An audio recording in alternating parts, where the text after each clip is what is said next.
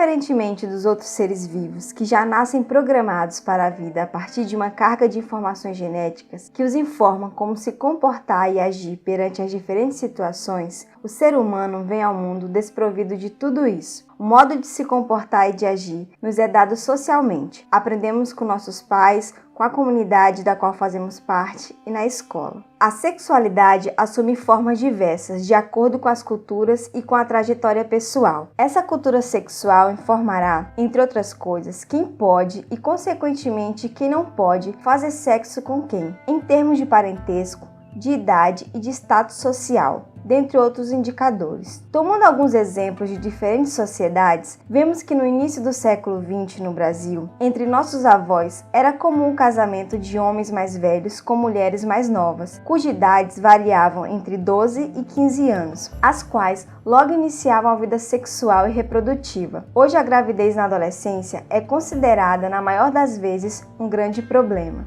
Na Grécia Antiga, sociedade da qual falaremos nesse vídeo, entre os atenienses, apenas os homens eram considerados cidadãos e tinham, portanto, direito e acesso ao conhecimento. A partir dessa situação, era comum e legítimo o relacionamento sexual entre o professor e o aluno, considerado o relacionamento mais sublime entre dois homens. Ainda podemos dizer que era comum um homem adulto ter relações sexuais com um jovem. Segundo o filósofo Sócrates, sexo heterossexual era aquele que servia apenas para procriar. Para a educação dos jovens atenienses, esperava-se que os adolescentes aceitassem amizade e laços de amor com homens mais velhos, para absorver suas virtudes e seus conhecimentos de filosofia.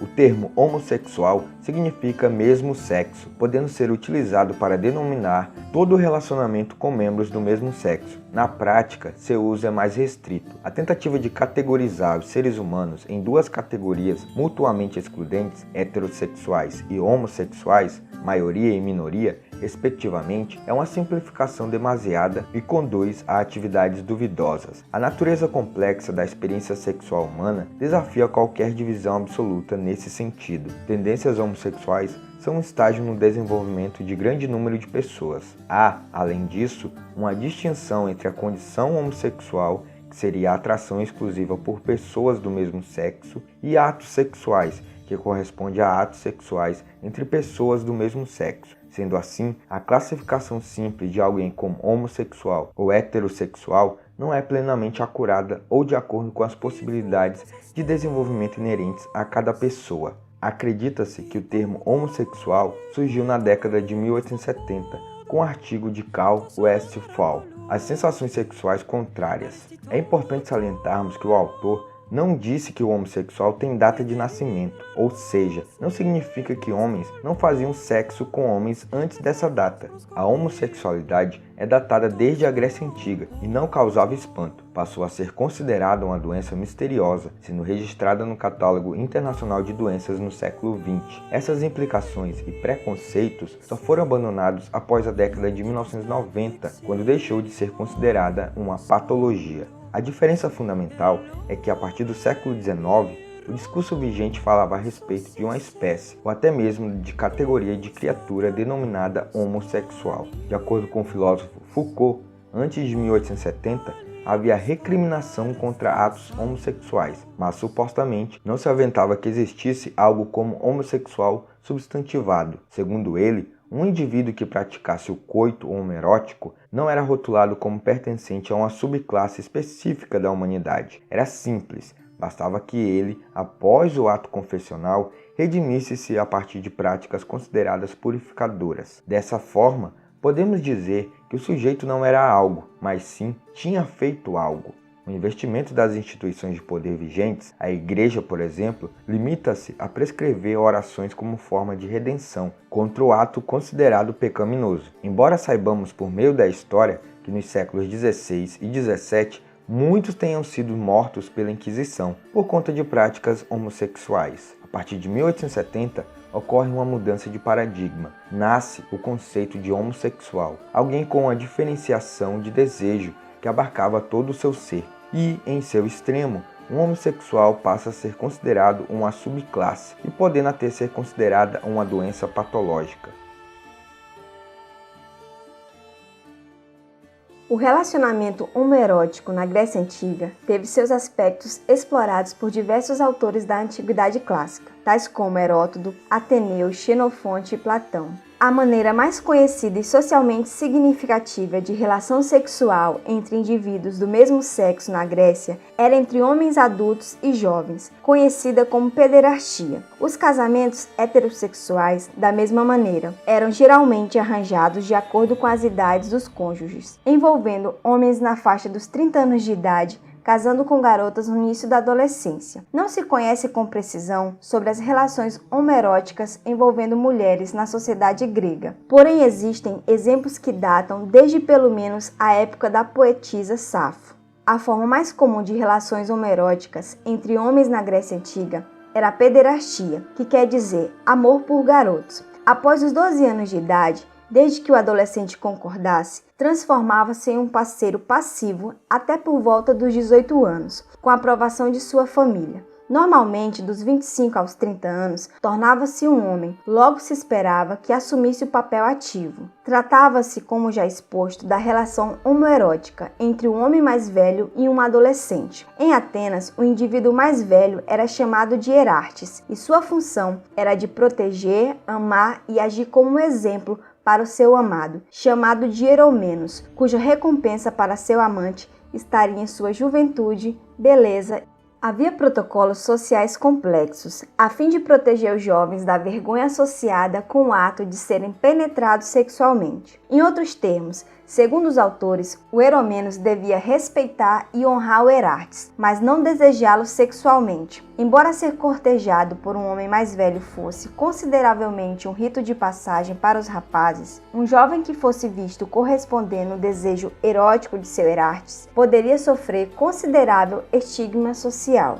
Em Esparta, quando o menino entrava em apuros, as autoridades procuravam como responsável o seu Herartes e não o pai. Era esta a característica de muitas sociedades guerreiras. Havia entre eles o costume do guerreiro, entre 18 e 25 anos, manter em sua companhia um menino, com o qual copulava entre as coxas, não uma mulher, uma vez que não eram permitidas no acampamento. Quando seu período de serviço militar era concluído, o jovem presenteava o menino com as armas, um escudo e lança, e depois partia e se casava. Em outras palavras, com os gregos, ele passava por uma fase homossexual, que a um ponto socialmente determinado era interrompida, e depois tornava-se heterossexual. Ainda em Esparta, cuja sociedade dava mais ênfase ao desenvolvimento militar do que ao cultural, a visão do amor entre homens tinha um enfoque um pouco diferenciado. Era estimulado dentro do exército espartano, para torná-lo ainda mais eficiente. Isso se explica por um simples fato. Com a existência constante de relacionamentos homoafetivos dentro do exército, quando este ia para a guerra, o soldado estaria lutando não apenas por sua cidade-estado, mas igualmente para proteger a vida do seu amado, o que obviamente aumentaria o grau de dedicação do combatente. Nenhum deles desejaria ser observado pelo seu amante em rendição ou em debandada. Ao contrário, preferiria morrer 1000 vezes a abandonar em perigo o seu bem-amado e deixá-lo sem auxílio. Por isso, unicamente os amantes são os que sabem morrer um pelo outro, trate-se de homens ou de mulheres, como foi o caso de Aquiles, que defendeu Patroclo, vingou-o à custa da própria vida e morreu-lhe sobre o corpo, abnegação pela qual os deuses tributaram-lhe mais honras do que a qualquer outro homem. Os gregos antigos não concebiam a ideia de orientação sexual como identificador social, do mesmo modo que as sociedades ocidentais vêm fazendo ao longo do último século. A sociedade grega não distinguia entre desejo e comportamento sexual com base no gênero de seus participantes, mas sim pela extensão com que tais desejos ou comportamentos se conformavam às normas sociais, que eram baseados, por sua vez, no gênero, idade e status social. Todavia, há pouco material a respeito de como as mulheres viam a atividade sexual, isto pelo fato de as mulheres não terem representação social e serem consideradas seres inferiores. No contexto das cidades-estados pederásticas, corresponderam aos pioneiros a estudar, a sistematizar, a descrever e estabelecer a pederastia como uma prática socioeducacional, ou seja, uma prática pedagógica, que, de acordo com seus princípios, o jovem que cumprisse com essa trajetória, estaria preparado para ser um cidadão grego por completo. Era um aspecto importante da vida militar, civil, artística e filosófica. Ainda existem debates entre os estudiosos sobre o quanto essa prática era difundida entre as classes sociais ou se estava limitada à aristocracia.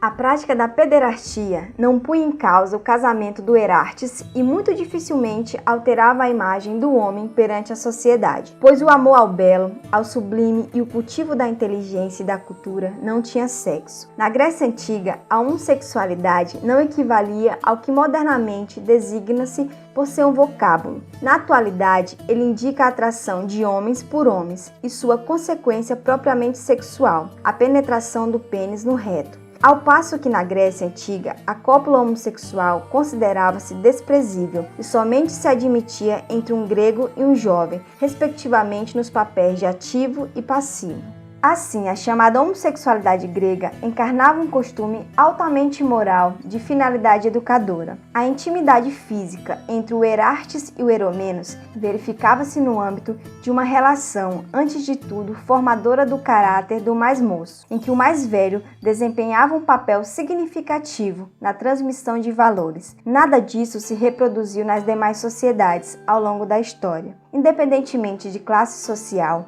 raça, religião ou postura política, o amor homossexual sempre esteve presente na história. Segundo Foucault, não existe povo na Terra onde a homossexualidade não se manifeste. Obrigado por assistir esse vídeo. Eu sou o professor Danilo. Olá, eu sou a professora Zilmar. Se você gostou do vídeo, deixe seu like, comente e espere os próximos vídeos.